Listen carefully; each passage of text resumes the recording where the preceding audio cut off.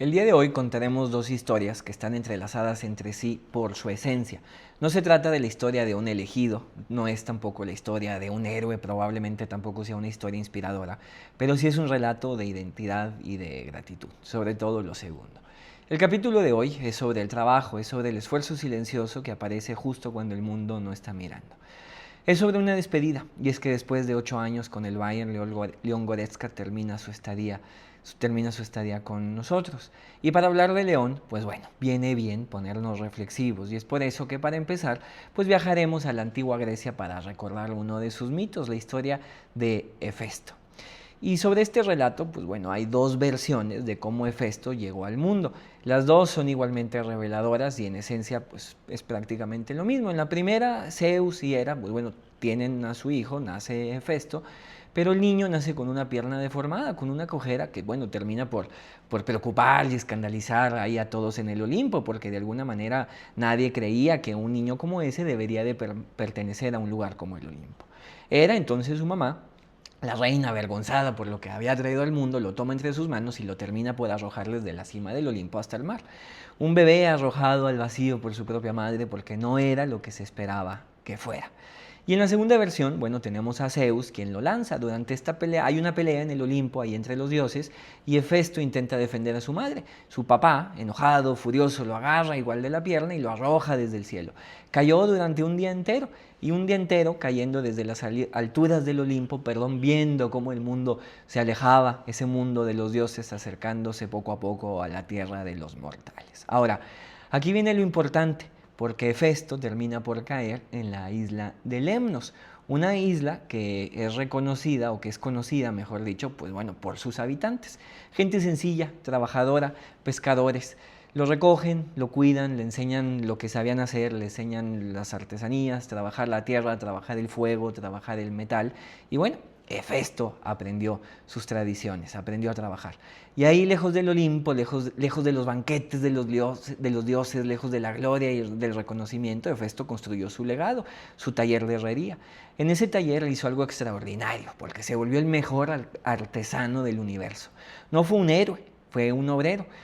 Forjó ahí la armadura de Aquiles, ese escudo legendario en el que grabó el mundo entero, el cielo, el mar, las ciudades, los campos, las bodas, las guerras. Sin ese escudo, Aquiles era solo un hombre rápido con una lanza. Con ese escudo era una leyenda. Y creó también ahí las sandalias aladas de Hermes, el rayo de Zeus, el carro del sol y el cetro de los reyes. Definitivamente todas cosas, pues bueno, legendarias, épicas. Pero él no dejaba de ser un obrero. Cada objeto que hacía posible la épica, cada herramienta que permitía que los héroes fueran héroes, cada arma que decidía batallas, pues bueno, todo salía de esas manos de Hefesto, del cojo. Pero nadie le cantaba a él, nadie le hacía poesías, todo era dirigido a Aquiles, el reconocimiento era para él, para Odiseo, que pensaba como los dioses, para Heracles, que cargaba el mundo entero sobre sus hombros, a Ares, el dios de la guerra, bello, feroz, pero también al mismo tiempo inútil sin las armas que Hefesto le hacía. Ares, ahí está el detalle más cruel de esta historia, porque mientras Hefesto trabajaba, pues bueno, Ares seducía a Afrodita, quien era la esposa de Hefesto. El más bello de los dioses conquistaba así a la más bella de las diosas y lo hacía en la cama del herrero. Mientras el herrero estaba en el taller, haciendo posible el mundo que todos habitaban, cuando Hefesto descubrió la infidelidad. Ahí, Hefesto se encargó de crear una red invisible, una red de metal que fuera tan delgadita, tan fina, que no podía verse, prácticamente invisible. La puso sobre la cama y atrapó a los dos amantes. Los expuso ante el mundo entero y los humilló, pero curiosamente pasó lo contrario. Porque incluso en esa victoria hubo algo que fue ambiguo. Ahí los dioses se rieron, pero no de Ares, no de Afrodita, sino del propio Hefesto, el cornudo, el cojo, el feo, el herrero. La burla de todos, nadie lo valoraba, todos lo criticaban porque decían que de alguna manera él no pertenecía, él no encajaba en la élite, tenía que irse con los mortales, él no era parte de ese mundo, era el rechazado, el que nadie quería. Era el que nunca encajó, pero que al mismo tiempo era el que todos necesitaban. Hefesto entonces regresó a su taller, se pudo haber rendido, pudo haberle dado a la razón a todos los que lo criticaban, pudo haberse ido a otro lado, pero en lugar de eso siguió trabajando, porque era lo único que sabía hacer.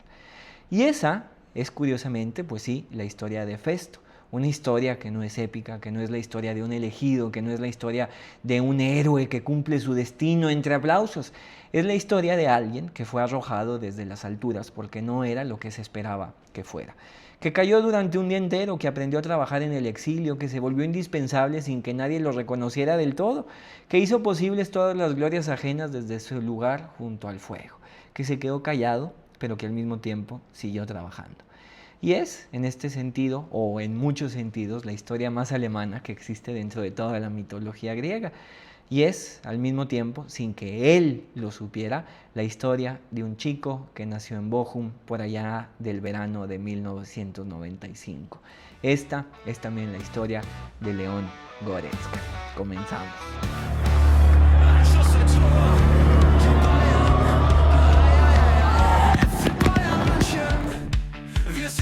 Und tanzen auf jedem Fußballplatz. Ein Schuss, ein Tor.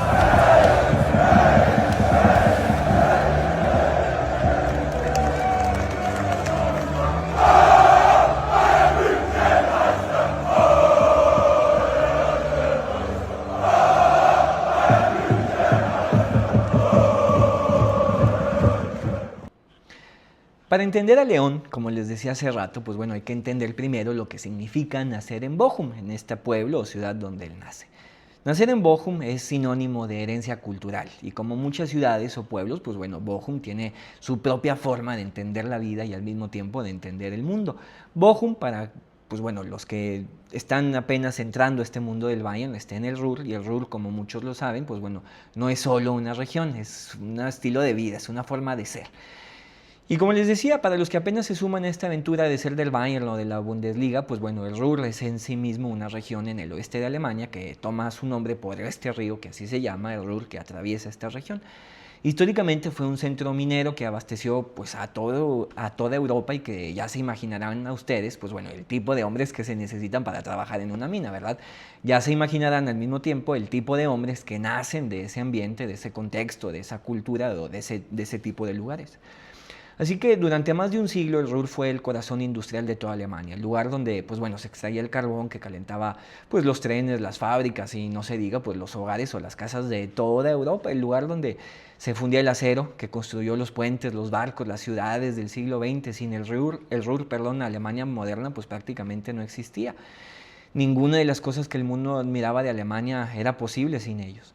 Pero lo interesante, o el sello característico de esto, es que el Ruhr nunca tuvo el glamour. El glamour estaba en Berlín, en las galerías, en los teatros, en los cabarets. El glamour estaba en la propia Múnich, con su Oktoberfest, con su arquitectura barroca, con sus museos, con la chiquería de la que ya platicamos por aquí. El Ruhr tenía otra cosa, tenía sus chimeneas, tenía sus minas, tenía turnos de 12 horas interminables, manos negras de carbón, ciudades enteras organizadas alrededor de la pregunta práctica, pero al mismo tiempo sencilla y honesta de cómo se extrae el valor de la tierra cuando no tienes ningún otro recurso más que el trabajo. Esa honestidad tiene un nombre en alemán que no traduce del todo bien a ningún otro idioma, es Anstand, decencia, integridad, la dignidad de quien hace lo que tiene que hacer sin pedir aplausos por hacerlos. Y ahí el Ruhr fue construido con eso, con Anstand. Y hacia finales del siglo XX, cuando las minas empezaron a cerrarse, cuando el acero pues, se volvió más barato en otros lugares del mundo, cuando las industrias que habían dado vida a toda la región, pues bueno, empezaron a marcharse y el Ruhr tuvo que aprender a seguir existiendo con esa misma dignidad. Sin el trabajo que lo había definido, sin las chimeneas que le habían dado pues, su característica, Bochum fue una de las ciudades más golpeadas. Fue un golpe económico, pero también fue un golpe pues, simbólico. Como si alguien le dijera a una ciudad o a una persona, lo que ustedes saben hacer ya no nos sirve. Y ese Bochum, esa ciudad que aprendió a existir después del carbón, pues bueno, curiosamente le dio vida a León, justo como les decía, el 6 de julio del 95. No hubo espectáculo, no hubo señales del cielo, no hubo ninguna narrativa de destino construida alrededor de su nacimiento, pero sí hubo un niño en una ciudad obrera que empezó, como hacen los niños en las ciudades obreras, pues bueno, a patear una pelota. Y empezó a hacerlo primero ahí en el club de Bochum, de la ciudad, no en el Bayern, no en el Dortmund, no en ningún club con historia de campeones o de estrellas exportadoras a nivel mundial, sino en el Bochum de su estado, en un club representativo de su ciudad, para después pasar al Bochum que todos conocemos, que está actualmente en la Bundesliga. Sí reconocer o dejar en claro que no empieza en este Bochum, sino en uno distinto, que es un representativo del estado, para luego ya pasar al club que juega en la Bundesliga, ¿no? Este club que ha estado tanto en segunda como en primera durante muchos años y que algunos reconocemos justo por el color azul, el azul que portan.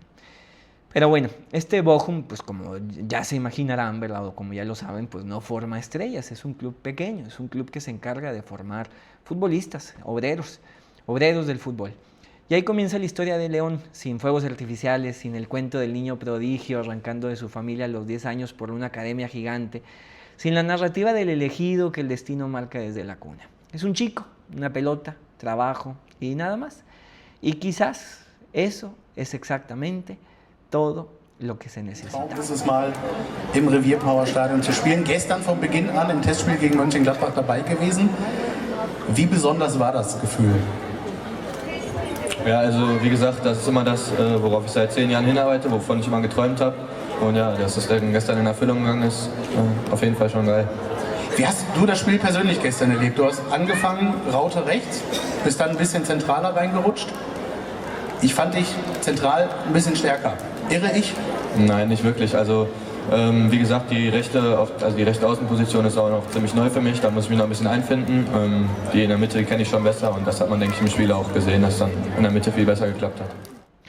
Las ciudades forman a las personas de maneras que las personas no siempre pueden ver. Los filósofos le llaman a esto el hábitus, los psicoanalistas le podrían llamar carácter, los entrenadores de fútbol le podrían decir la mentalidad, ¿verdad? Pero al mismo tiempo, pues hablan todos hablan de lo mismo, ¿no? De la manera en el que, como el lugar en el que creciste, bueno, se instala en tu cuerpo, en tu forma de moverte por el mundo, en lo que consideras normal y lo que consideras, pues no sé, a lo mejor excesivo o no. Y ahí en el RUR el trabajo no era un medio para un fin, no era el camino hacia la gloria o al reconocimiento, el trabajo era el fin mismo. El valor de una persona no se medía por lo que acumulaba, sino por cómo cumplía con sus deberes, por la calidad de su esfuerzo, por la consistencia de su presencia. Un minero no esperaba que alguien le cantara por bajar el pozo cada mañana. Un obrero del acero no pedía que lo filmaran mientras trabajaba. Hacía su trabajo y ya está, porque ese era su trabajo. Y la dignidad estaba exactamente en cumplir con eso, en la continuidad, en la confiabilidad, en no fallar cuando los demás dependían de ti. Ese es el rol que se instaló en el cuerpo, en la actitud, en la personalidad de León Goretzka. No la brillantez, no el espectáculo, no la necesidad de ser visto, sino la confiabilidad, la intensidad, la entrega sin condiciones. Cuando Goretzka presiona al rival, aunque el partido ya esté definido, cuando corre hacia atrás a cubrir un espacio que nadie más quería cubrir, cuando se desgasta en el kilómetro 15 de un partido para el que el sistema no se rompa, no lo hace porque calculó que era la jugada inteligente. Lo hace porque su ciudad, su contexto, su entorno le enseñó sin decirlo con palabras que eso es lo que se hace cuando tienes una responsabilidad con los demás. Ese no se puede comparar, no se puede entrenar desde cero en una academia de alto rendimiento. Esto es algo que se aprende desde casa, que se aprende en tu ciudad, que se aprende en tu cultura, en esa cultura que saben lo que es trabajar cuando el mundo, pues sí, efectivamente no te está mirando, que tienes que sacrificarte, que tienes que ir a cubrir el espacio y de alguna manera, pues sí, pasar desapercibido. Einen Mann, der im Fokus steht, Leon Goretzka, wobei Mann fast schon übertrieben ist, eher Junge, 17 Jahre Schüler. Und in seinem Klassenzimmer hat er jetzt einmal die Presse eingeladen. Die Reihen voll, die Fragen immer die gleichen. Wie fühlt man sich denn, wenn man ein so begehrtes Fußballtalent ist? Ich versuche es halt irgendwie von mir fernzuhalten, soweit es halt irgendwie geht. Klar, wenn dann in der Klasse einer kommt und sagt, hey, das ist ein Angebot von Real Madrid oder so, ist natürlich auch in erster Linie erstmal fast schon ein Schock sozusagen, weil es einfach ein Verein ist von einer unglaublichen Größe, von einer unheimlichen Bekanntheit und so. Im Klassenzimmer wird er bekanntlich kein Unsinn erzählt. Real ist gar nicht so weit weg, denn Manchester United hat ihn schon mal beobachtet. Doch Goretzka nimmt's locker, spielt sogar in einem Sketch im Internet mit. Das Thema natürlich seine Zukunft. Und was ist mit dem Goretzka? Den wollen sie doch alle haben. Da sind sie doch alle dran. Madrid, Manchester, Bayern, Schalke, Dortmund, Milan, Juve. Nee, der ist weg, sag ich dir. Ich glaube das nicht. Ich glaube, der bleibt noch beim VfL. Mindestens so lange, bis der Abitur hat. Echt? Ja, glaube ich. Schön wär's. Wenn er schlau ist.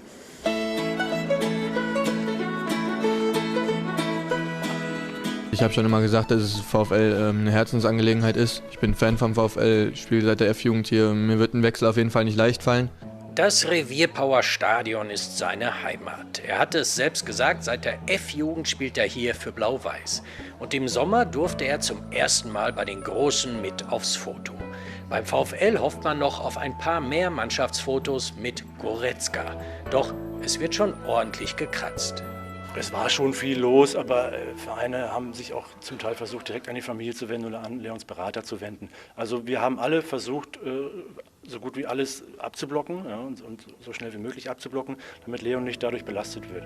Ein Blick auf den Trainingsplatz zeigt, es geht wirklich normal zu. Vorne das Trainerteam und hinten trägt der Superstar in Spee schön die Wasserkiste. Im Fußball gibt es ja klare Hierarchien und einen Trainer, der schon leicht genervt wirkt, wenn er wieder mal zu seinem Youngster befragt wird. Ja, also dass Leon ein außergewöhnliches Talent ist, das hat man jetzt oft genug gelesen, oft genug gehört und es ist tatsächlich so.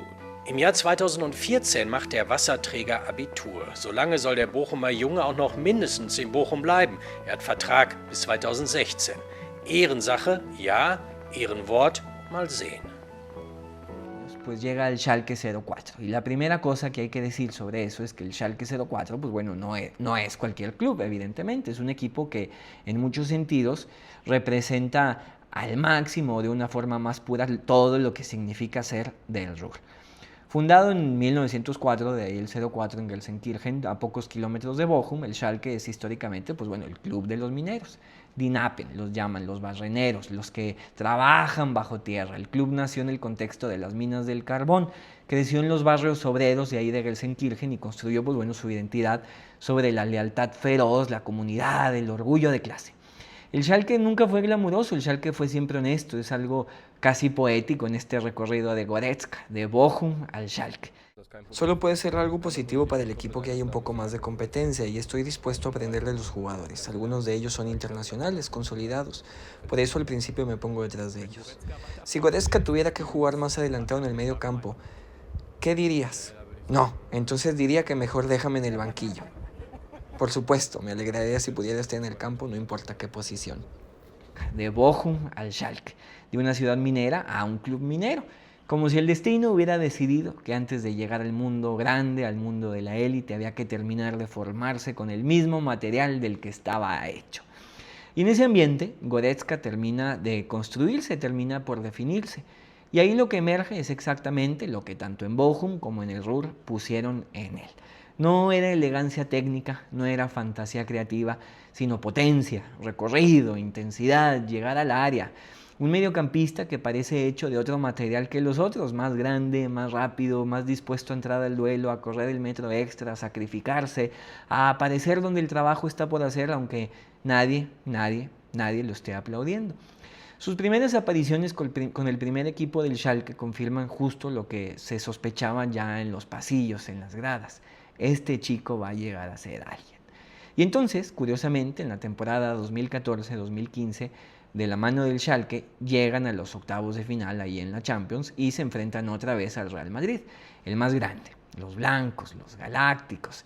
El Schalke pierde la eliminatoria, hay que decirlo, pero el Real Madrid es demasiado, el global termina siendo 5-4 para los del Madrid y el Schalke sale eliminado, pero hay un partido dentro de esa eliminatoria que importa para esta historia. Y es el partido de vuelta, ahí en el Bernabéu, esa noche, en el estadio más famoso del mundo, el Schalke pues termina por ganar 4-3. Pierde la serie, pero gana ese partido en Madrid, frente al Real Madrid en su casa. Y en algún momento del segundo tiempo sale al césped un mediocampista flaquito, de 19 años, delgadito. No decide nada, no marca, no protagoniza, pero entra de cambio, juega sus minutos y el partido termina. Está ahí en el Bernabéu con 19 años, delgadito, y la cara del futuro asomándose por primera vez al escenario donde viven los grandes. No como héroe, no como elegido, sino como lo que siempre fue, un trabajador joven que llegó a hacer su parte cuando lo llamaron. Y el fútbol alemán, que siempre está buscando al siguiente, pues bueno, empezó a construir la narrativa. ¿Será el nuevo Schweinsteiger? ¿Será el nuevo Matthaus? El elegido del medio campo alemán.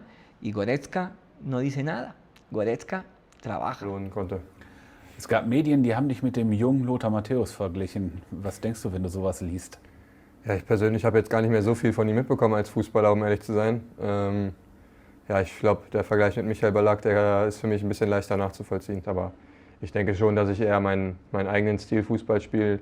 Und dementsprechend bin ich jetzt auch nicht so der Freund davon, dass man da zwingend mich in so eine Schublade steckt, sondern ich möchte meinen eigenen Weg gehen. Und ja, deswegen bin ich schon ganz gerne Leon. En enero del 2018, pues llega la noticia. León Goretzka ha firmado un precontrato con el Bayern München. Y al acabar su vínculo con el Schalke en junio de ese año, se marchará libre, sin costo, gratis al Bayern. En Gelsenkirchen hay enfado, hay dolor, hay molestia, un sentimiento de traición que siempre existe cuando un jugador, pues prácticamente formado en casa, elige marcharse, especialmente cuando el destino es el rival histórico. Schalke y Bayern no se quieren y Goretzka, el chico del Ruhr, el chico de los mineros, pues bueno, termina por elegir Múnich. Pero hay algo que la gente de Schalke no quiso ver en ese momento, algo que solo el tiempo haría evidente. Goretzka no se iba al Bayern porque quisiera ser una estrella, se iba porque el Bayern era el taller de herrería más grande del mundo y él era, antes que cualquier cosa, un herrero. Servus, mein Name ist Leon Goretzka. Ich bin am 6.2.1995 in Bochum geboren und habe 3 Geschwister. Bin jetzt 23 Jahre alt und freue mich hier zu sein. Ich habe ja, meine junge Karriere beim VfL Bochum gestartet, in den Jugendmannschaften und habe eigentlich alle Jugendmannschaften durchlaufen. Bis hin zu der Profimannschaft, habe da dann eine Saison in der 2. Liga gespielt und bin dann für 5 Jahre zum FC Schalke gewechselt und bin jetzt hier. Schon auch irgendwo ein Ziel gewesen, mal irgendwann hier zu landen. Das ist natürlich schon ja, der größte Verein in Deutschland und auch einer der größten Vereine der Welt. Ich freue mich in erster Linie, dass ich das erreicht habe und ja, bin natürlich trotzdem auch sehr hungrig, mit dieser Mannschaft auch was zu erreichen. Am liebsten hätte ich natürlich die Nummer 8 gehabt, weil das meine Lieblingsnummer ist. Die war belegt und dann habe ich die nächstbeste genommen, wo eben auch eine 8 drin ist. Zudem hatte ich die Nummer auch schon beim VfL in meinem ersten Jahr. Und da habe ich auch ja, schöne Erinnerungen dran, dementsprechend konnte ich mich dann mit der 18 auch ganz gut arrangieren. El alemán León Goretzka, pese a que la contratación se llevó a cabo en enero pasado, cuando todavía pertenecía al Schalke 04. El jugador de 23 años que firmó hasta 2022 debió iniciar esta nueva etapa a partir del 1 de julio, pero tomó un descanso tras su frustrante participación en el Mundial de Rusia 2018, donde su selección se quedó en la primera ronda. Goretzka ya fue presentado por el Bayern. Ja, also ist, glaube ich, schon bekannt, dass ich mich ja, am liebsten auf der 8er-Position sehe oder am liebsten dort spiele. Da sehe ich mich persönlich auch am stärksten, aber ja, wie schon richtig gesagt wurde, bin ich eigentlich relativ flexibel einsetzbar, ist mit Sicherheit auch einer meiner Stärken. Und deswegen bin ich auch bereit, da auf einer anderen Position zu spielen, wenn der Trainer der Meinung ist, dass ich der Mannschaft da am besten helfen kann. Und ja, die Gespräche wird man erstmal abwarten müssen. Wo der Trainer mich dann im Endeffekt sieht, aber wie gesagt, ich bin bereit, da mehrere Positionen in Angriff zu nehmen. León firma con el Bayern y el Olimpo del fútbol alemán lo recibe con esa mezcla de expectativa, pero al mismo tiempo de arrogancia que solo tienen, pues bueno, estos clubes que llevan ya demasiado tiempo en la cima. Evidentemente el Bayern venía de una época un tanto complicada, con ligas, sí, dominancia en Europa, pero necesitaba ya un recambio generacional. Y en ese momento, pues bueno, aparecía Goretzka como la promesa del fútbol alemán, el relevo, el recambio. Goretzka llega con todo el peso de la narrativa, pues bueno, ya construida sobre sus hombros. El heredero, el nuevo líder del mediocampo bávaro, el sucesor de la gran tradición. Pero antes de que esa narrativa pueda florecer, algo interrumpe el guión. Aparecen las lesiones. La primera temporada en Múnich, pues bueno, es un poco un ejercicio de paciencia porque aparecen estos problemas musculares, lo dejan un tiempo fuera en el primer semestre, el cuerpo termina por tardarse en adaptarse a este nuevo ritmo del Bayern y Kovac, que en ese momento estaba frente al equipo, pues bueno, era un equipo que estaba en transición, como ya les decía, era un mediocampo que no encontraba identidad, con Vidal, con James, estaba ahí un tanto perdido. Y con Goretzka, pues bueno, aparecía la promesa de recuperar la identidad bávara o la identidad alemana, mejor dicho, en ese sentido.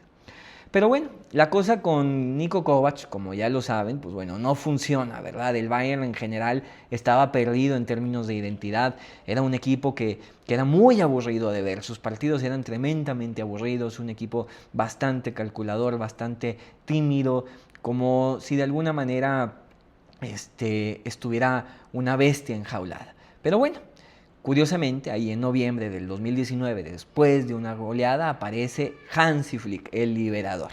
Hansi lo único que termina por hacer, y no es por demeritar, no, todo lo contrario, tiene un mérito enorme, pues llega para liberar a la bestia. Primero que nada, sí hay que decirlo, a ver, la llegada de Hansi pues es completamente improvisada, ¿verdad? No había un plan detrás de esto.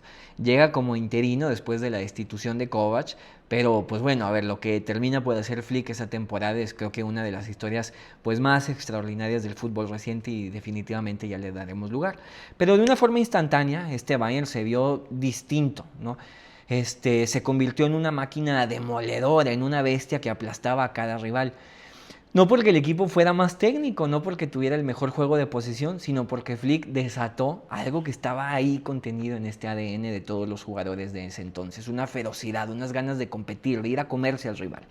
Y el Bayern de Flick presionaba como si el partido terminara en 30 segundos, corría como si no hubiera mañana, desde el primer minuto hasta el 90. En casa o en fuera, contra el Paderborn o contra el Barcelona. La presión era altísima, la intensidad no disminuía en ningún momento. Y lo interesante de este Bayern es que parecía que donde era más peligroso era justo donde los partidos se rompían, en ese ida y vuelta, en ese ir y venir. ¿Y por qué era más peligroso? Porque pues bueno, no había un equipo que le compitiera en términos de intensidad. Ese equipo era, en términos más simples, fuego puro. Y Goretzka, que había sido de alguna manera construido por Bochum en el Ruhr para vivir, pues bueno, hay que decirlo, cerca del fuego, encontró finalmente su ecosistema. Ahí, en el Bayern de Flick, Goretzka pudo explotar sus zancadas, su velocidad, su estamina, su resistencia. Ahí Goretzka no tenía que controlar el partido, no tenía que organizar desde la base, no tenía que ser el director de orquesta. Simplemente tenía que hacer lo que siempre había sabido hacer. Correr, presionar, recorrer, romper líneas, aparecer en el área, ganar duelos, cubrir metros, sostener el ritmo en los momentos que otros bajaban la intensidad, cubrir espacios, retroceder.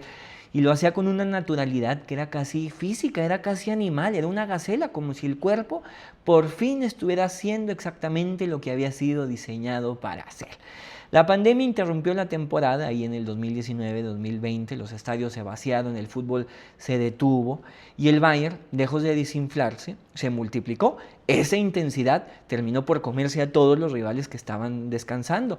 Goretzka durante el confinamiento aprovechó e hizo algo que el mundo notó, se transformó físicamente. Ese jugador delgadito, atlético de siempre, emergió en los meses de la pandemia con una musculatura completamente distinta. Fue un objeto de comentarios, de bromas, de admiración también, pero lo que ese cuerpo transformado decía era exactamente lo que Goretzka siempre había dicho con sus acciones. Trabajo, disciplina, esfuerzo cuando nadie te está viendo. El herrero que sigue en el taller, aunque no haya nadie en el Olimpo para aplaudirte.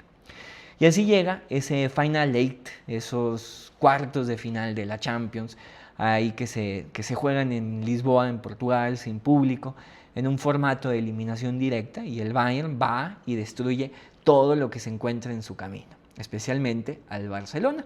8-2 al Barça, uno de los resultados más devastadores en la historia de la Champions. Y el Bayern no solo vence a este Barça, lo humilla, lo hizo pedazos, añicos, se lo devoró, lo redujo a un equipo confundido, sin respuestas, sin forma de entender lo que estaba sucediendo. Y Goretzka, curiosamente, estuvo ahí en cada recuperación, en cada recorrido, en cada presión, en cada momento en que el equipo necesitaba energía, él aparecía. Si el partido se volvía en un ida y vuelta, ahí Goretzka se los comía. Gana la Bundesliga, gana la Champions, gana la Copa de Alemania, llega el triplete, y en ese camino algo empezó a comenzar en esta historia de Goretzka.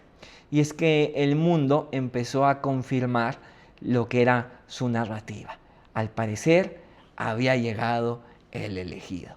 Al parecer estábamos en lo correcto, venía el heredero al trono. El nuevo Schweinsteiger estaba aquí. La gente creyó que el nuevo Lothar había llegado. Pero el problema era que Goretzka nunca había actuado como el elegido. había actuado como el obrero.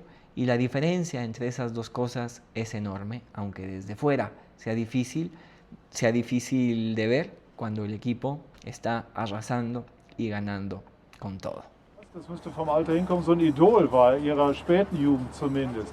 Hat es Ihnen fast ein bisschen wehgetan, ihn so erleben zu müssen? Nee, wehgetan hat mir das nicht. Das hat mir schon auch ein bisschen Spaß gemacht. Dann kriegst du das 1-1 und das hat dann wirklich gezeigt, was wir für eine Moral bewiesen haben. Gleich uns gar nicht von unserem Weg beirren zu lassen, sondern gleich weiterzumachen, weiter zu marschieren und das Pressing war schon brutal. Gut, da hat Barcelona dann, glaube ich, auch schon sich aufgegeben gehabt. Ja, das Selbstvertrauen ist da, keine Frage. Das wird mit Sicherheit auch nicht weniger durch den heutigen The day I was unveiled at Bayern, I said I'd like to assume a role of responsibility within the team. I'm moving more in that direction now. Maybe also imposing myself a bit more as I've got physically stronger. And that's a development I'm pleased with. He's stamped out his place in the Bayern midfield. 2 league titles and a DFB Cup in his first 2 seasons. And this one's not done yet, with another cup final to come, plus the Champions League. Goretzka's silverware collection is growing fast. Justo en esta temporada, antes de que Kimmich fuera el organizador central del Bayern, pues bueno, hubo otro mediocampista junto a Goretzka que ilumina perfectamente la historia con una claridad particular. Thiago Alcántara, el mago. Este chico que es, curiosamente, todo lo que Goretzka no es. Y no como crítica, ¿verdad?, sino como una descripción precisa de dos naturalezas completamente distintas. Thiago controlaba el balón como si el balón fuera una extensión de sí mismo, ¿verdad? Hacía magia con la pelota. Sus pases entre líneas tenían una calidad quirúrgica, cambios de juego increíbles, la forma en la que circulaba el balón. Thiago bajaba la temperatura o la subía cuando él quería y como él quería. Era el artista, era el mago, en el sentido además más literal, ¿no? Creo que no hemos tenido un jugador como él con la pelota, yo creo que nunca. Goretzka junto a Thiago, pues bueno, hacía lo que los artistas necesitan, aunque nunca lo pidan, alguien que cuide el espacio para que el arte pueda existir, el escudero. Mientras Thiago controlaba el balón, Goretzka cubría el terreno que Thiago no podía cubrir. Esto es lo más importante, ¿verdad? Porque no es que Goretzka hiciera el trabajo sucio en términos defensivos, y a lo mejor estuvo mal que haya dicho que era el escudero, porque no era como tal esta persona que está defendiendo, ¿verdad? O sea, el escudero era como tal el que cargaba las armas, ¿verdad? Para pasárselas al guerrero, al gladiador, al peleador. No era, ¿verdad?, el que lo va defendiendo, no es el que le va cubriendo su espalda, es su ayudante. Y en ese sentido, Goretzka siempre estaba ahí, pues de alguna manera, para cubrir los posibles errores de Thiago, para cubrir los espacios que él dejaba por irse al ataque, por desbordar, por hacer su magia, por perderse, lo mismo en el término de Müller. O igual si los laterales subían o explotaban, ahí estaba Goretzka con sus recorridos, y al mismo tiempo para pisar el área cuando nadie se lo esperaba porque se trataba del mediocentro defensivo. Y ahí mientras Thiago manipulaba justo el ritmo del partido, bueno, Goretzka absorbía los golpes, los duelos, el trabajo físico que el partido, pues bueno, inevitablemente exige. Y ahí mientras todos estábamos viendo a Thiago con admiración, al mismo tiempo veíamos a Goretzka cómo hacía eso posible desde el anonimato, desde el esfuerzo invisible que permitía que Thiago brillara. Era en términos de alguna manera pues mitológicos, ¿verdad?, completamente heféstico o encaja perfecto con esta historia de Hefesto. Este herrero que forma las condiciones para que el arte exista. Sin el herrero, pues bueno, no hay arte, pero bueno, todos miran al arte. Lo complicado viene después, ¿verdad? Ahí todo era maravilla y todo funcionaba perfecto para Goretzka. Porque cuando Thiago se marcha al Liverpool en el verano del 2020, pues bueno, Kimmich se convierte en el organizador central del Bayern, ahora sí. Y el rol de Goretzka cambia una vez más. Ya no es el complemento del artista, ahora es el complemento del arquitecto. Kimmich es eso, ¿verdad? No es artista, hace un trabajo más de arquitecto, diseña el partido en tiempo real, dicta los ritmos, distribuye balones con precisión y visión, maneja el juego de posición del Bayern con la autoridad del que ya sabe lo que está haciendo, pero es más calmado, es más pausado. No, él no tiene magia, él tiene eficacia. Este arquitecto, Kimmich, lo que necesita para que su trabajo sea posible es que alguien cuide las paredes mientras él diseña la estructura. Goretzka se convierte justo en esa persona. Y aquí es donde la paradoja se vuelve más cruel, más visible, más difícil de explicar para ellos que no saben muy bien lo que están viendo. Porque cuando Kimmich tiene el balón, cuando está construyendo el juego, cuando el Bayern está en posesión en campo rival, pues Goretzka hace algo que parece superficialmente como si fuera una pasividad, desinterés, un error, porque él lo que siempre hace es posicionarse. Colocarse en un lugar del campo que no está en el camino del balón, que no es atractivo para la cámara, que no crea una línea de pase, porque esa no es su intención, crear una línea de pase. Su trabajo es cubrir espacios y ese trabajo pues no genera estadísticas. Cubre el espacio que termina por dejar libre al lateral, si es que éste decide adelantarse, ocupa a lo mejor la zona que queda expuesta si el equipo pierde el balón en ese momento y si el rival contraataca, está Goretzka ahí listo para hacer los recorridos. Y en esos momentos, bueno, está pensando en lo que puede salir mal antes de que salga mal. Ese es Goretzka, es de alguna manera nuestro Thomas Müller de la defensa. Es un trabajo de anticipación estructural, de sacrificio, no sé, a lo mejor preventivo, de aceptar la invisibilidad para que el sistema funcione, el hacerse atrás para que los otros se hagan hacia adelante. Y el público lo ve quieto, casi parado, alejado del balón, como si estuviera desinteresado, piensa, desapareció, no se involucra, no acompaña la jugada, no participa, no manda, no domina, se perdió, cuando la verdad es que lo que él está intentando hacer, pues bueno, es exactamente lo contrario. En ese momento de aparente inactividad, Goretzka está siendo más útil que nunca. El problema es que la utilidad de Goretzka no produce highlights, no genera estadísticas que aparezcan en los resúmenes del partido. No hay una métrica que nos pueda decir, ¿verdad?, que pueda poner el número ahí de cuántos contraataques evitó Goretzka a través de su posicionamiento, porque a veces ni siquiera es él el que quita el balón, ¿verdad? Es él a través de su posicionamiento donde cierra carriles para los atacantes y ahí otros compañeros suyos pueden aparecer para quitarle el balón. El trabajo de Goretzka, en ese sentido, pues bueno, existía en los espacios vacíos, en las cosas que no pasaron porque él estaba ahí justo para que no pasaran. En la estructura invisible que sostenía al edificio que todos estaban viendo, ¿verdad? Y los edificios más sólidos pues son pues justo los que mejor tienen sus cimientos.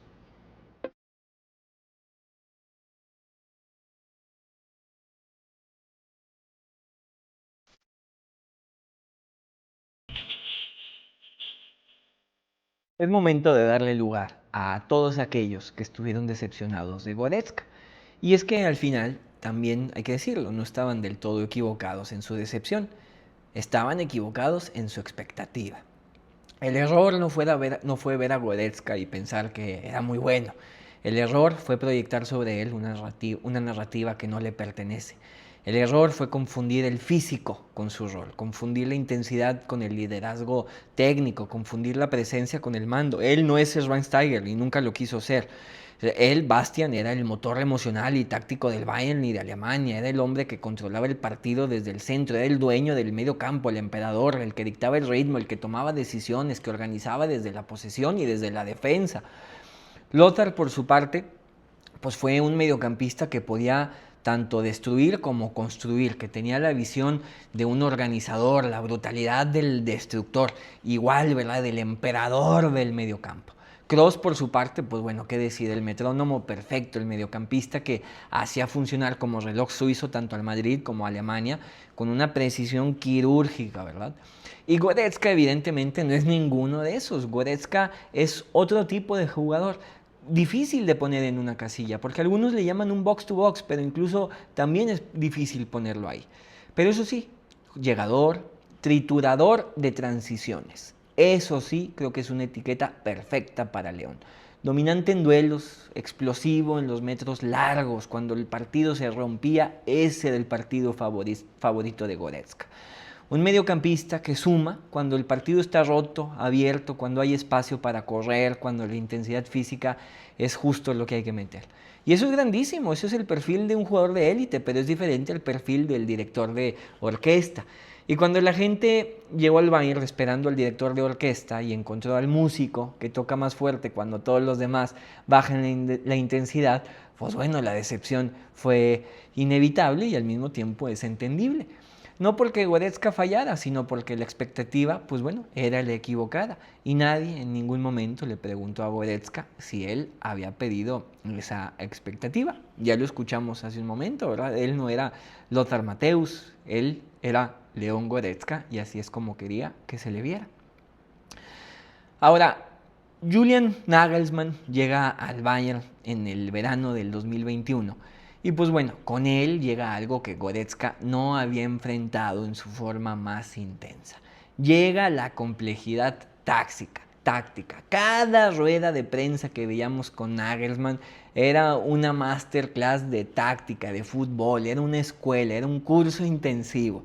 Este Bayern era un Bayern más cerebral, un Bayern más exigente en cuanto a la posesión, perdón, no a la posesión del balón, a la posición, en cuanto al cómo te posicionas dentro del campo. Seguía siendo un Bayern dominador con un ritmo de intensidad bastante alto, pero que al mismo tiempo este Bayern respetaba mucho la estructura. Había rotaciones de estructura dentro del mismo partido, sistemas que cambiaban según el contexto, demandas de adaptarse tácticamente que pues bueno, exigía que los jugadores entendieran el juego de una forma diferente, a un nivel conceptual más sofisticado. Todas las ruedas de prensa de Nagelsmann nos lo dejaban ver. El caos de Flick se hace a un lado y llega una estructura más pensada, más calculada. Y ahí Goretzka sigue siendo útil, el ritmo sigue siendo alto, las transiciones siguen existiendo, pero los partidos ya no se rompían como a Flick de alguna manera le interesaba. Esa ida y vuelta. El espacio para correr, para presionar y llegar al área todavía aparecía, pero era distinto. Las grietas de Goretzka empiezan a hacerse visibles. En los momentos en que el Bayern necesitaba precisión técnica, bajo presión, circulación del balón, momentos en que necesitaba de mediocampistas que manipularan el partido desde el control del balón, ahí en donde la solución estaba en el pase corto y limpio entre líneas a veces, más que en el recorrido físico, más que en largos recorridos, pues bueno, Goretzka empieza a aparecer carente, fuera de lugar. Sus controles en espacios pequeños, sus decisiones aceleradas cuando el rival lo aprieta de espaldas, la sensación a ratos de que el partido estaba pasando a una velocidad intelectual más rápida de lo que Goretzka podía jugar.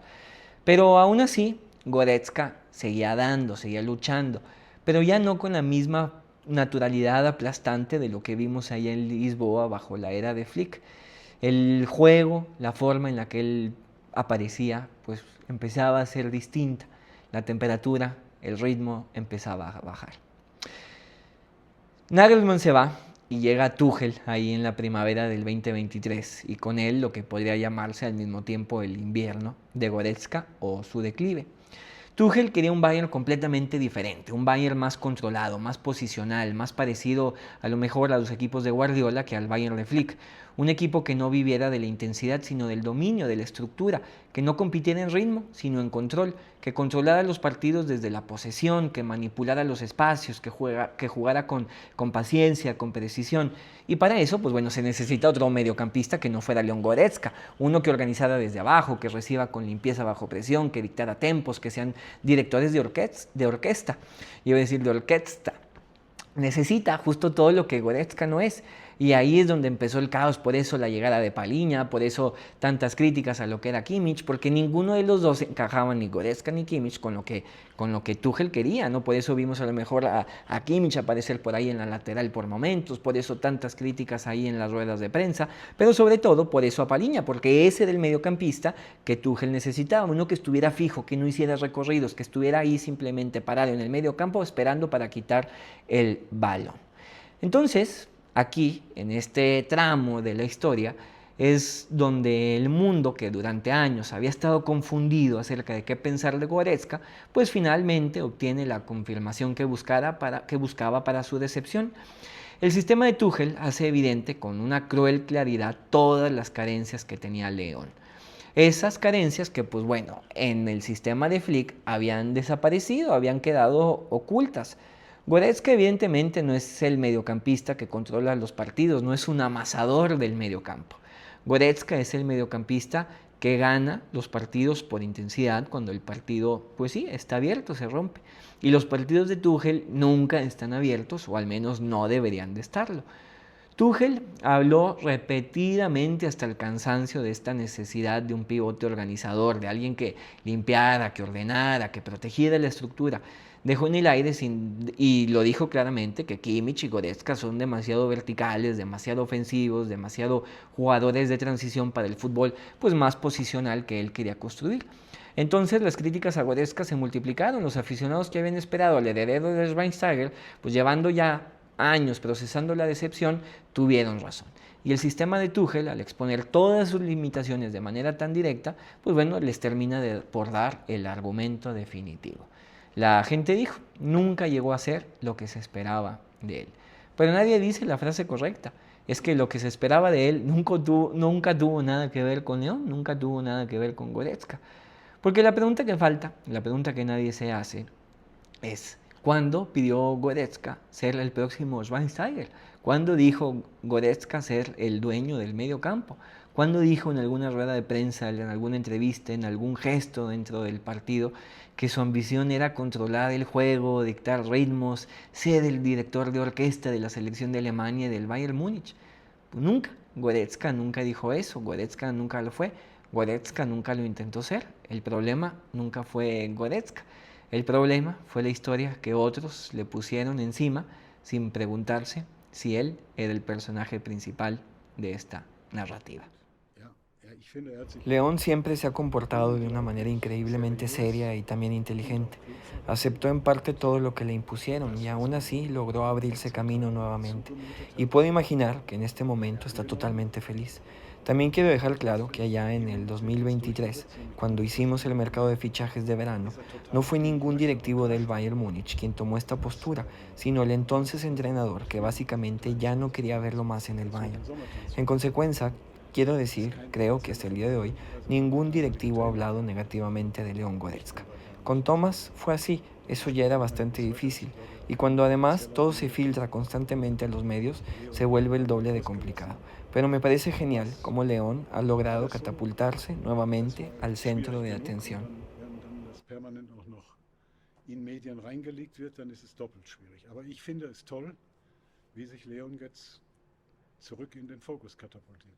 Auch nicht dabei war Leon Goretzka. Wie nimmt man das als Führungsspieler, wie Sie einer sind, wahr, wenn ein altgedienter und erfolgreicher Spieler so langsam aber sicher nicht mehr... Jetzt in der Wortwahl müssen wir jetzt ein bisschen aufpassen.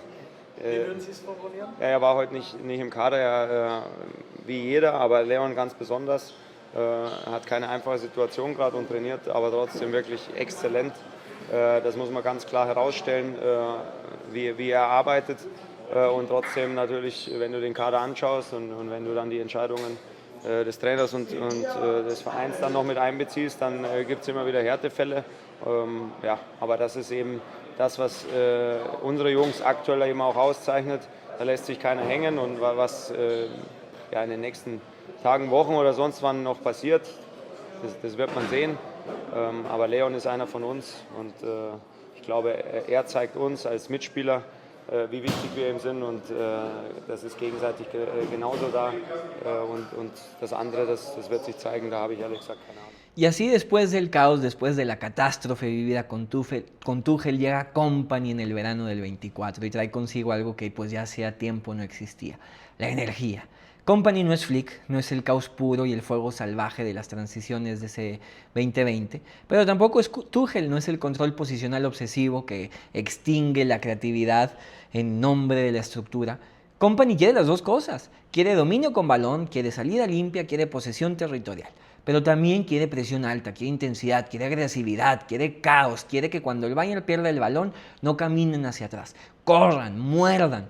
Y en eso, en esa mezcla de inteligencia posicional con energía física, algo se le devolvió a Goretzka. Algo que bajo el mando de Tuchel casi se le había quitado del todo. Un lugar. No el lugar del 2020, hay que decirlo, la comparación no es justa y Goretzka tiene ya casi 30 años, pero sí un lugar donde su valor vuelve a ser visible, donde su intensidad en la presión suma, donde su llegada al área sigue siendo un recurso genuino, donde los partidos, ahí cuando se abrían, cuando el ritmo subía o cuando se necesitaba presencia física, la llegada de Goretzka fue muy bien vista y se terminó por ganar nuevamente un espacio en el 11 inicial, entrando a la pelea completa con Pavlovic, ganándola por momentos, y justamente. Ahora, hay que hablar un poco del fútbol moderno, porque actualmente vivimos en una obsesión completa con la visibilidad. Todo tiende hacia el highlight, todo tiende hacia el gol extraordinario, hacia el video de TikTok, hacia la asistencia imposible. Ese video que se va a hacer viral, el dato que se puede poner en un gráfico y apantallar a cualquiera lo vea, ¿verdad? Reducirlo a un tweet que se pueda volver viral. Y hay futbolistas cuyo valor existe exactamente, pues bueno, en el lado opuesto de eso, ¿no? En la carrera que no aparece en ningún resumen, en el duelo que se gana sin que la cámara esté mirando, en el espacio que se libera para que otro pueda moverse, en el metro que se corre hacia atrás a las 4:30 de la segunda parte, cuando el partido ya está ganado, pero el sistema todavía pues necesita a alguien ahí que lo sostenga, ¿no? Goretzka fue ese futbolista, no el artista, no el dictador, no el cerebro, no el heredero, el herrero, el obrero, el que siempre estaba en el fuego, el que hacía lo posible desde la invisibilidad del trabajo constante. Ahí, mientras otros eran héroes, Goretzka trabajaba en silencio, sin quejarse. Y esa figura, la del futbolista cuyo valor está en lo que no se ve, pues bueno, es a veces incómoda para este fútbol contemporáneo. Porque en este fútbol algo se ha aprendido a monetizar la visibilidad, a convertir al futbolista en marca, a medir el impacto en clics, en viralidad, ¿no? Y Goretzka, pues nunca fue eso. Era en una era en la que estamos obsesionados con el protagonismo, con la imagen, con el reconocimiento. Pues Goretzka representó lo contrario, ¿no? El futbolista que entiende el juego como responsabilidad colectiva, como oficio, como trabajo. No como una plataforma para brillar, sino como una estructura que alguien tiene que sostener, aunque nadie lo aplauda. Y eso conecta de manera directa y sin esfuerzo con algo profundamente alemán, con el Anstand del Ruhr que describíamos al principio, con la idea de que el valor de una persona no se mide por cuánto brilla, sino por qué tan confiable es, por qué tan consistente es. Porque aún a pesar de no tener minutos, porque aún a pesar de que el entrenador lo criticaba públicamente, porque aún a pesar de que su salida estaba ya en la rampa y de tener ofertas de trabajo de otros equipos, incluso de equipos semifinalistas de la Champions, Goretzka dijo que no, que él quería seguir trabajando, que él quería seguir sacrificándose. Y aquí volvemos al principio, a Hefesto con su taller, al único dios del Olimpo que trabaja con las manos, al que fue arrojado desde las alturas porque no era lo que se esperaba que fuera y que en lugar de intentar convertirse en lo que se esperaba, construyó algo diferente. La capacidad de hacer indispensable lo que nadie más podía hacer. Y Hefesto nunca fue invitado a los banquetes, Goretzka nunca fue el elegido. Hefesto hizo posible el escudo de Aquiles, la armadura que convirtió a un mortal en leyenda. Goretzka hizo posible el funcionamiento del Bayern de Flick, el del triplete, el de Lisboa, el de la máquina que destruyó el Barça 8-2. Hefesto fue juzgado por no ser Ares, por no ser Apolo, por no brillar con la luz que los demás esperaban de alguien que vivía en el Olimpo.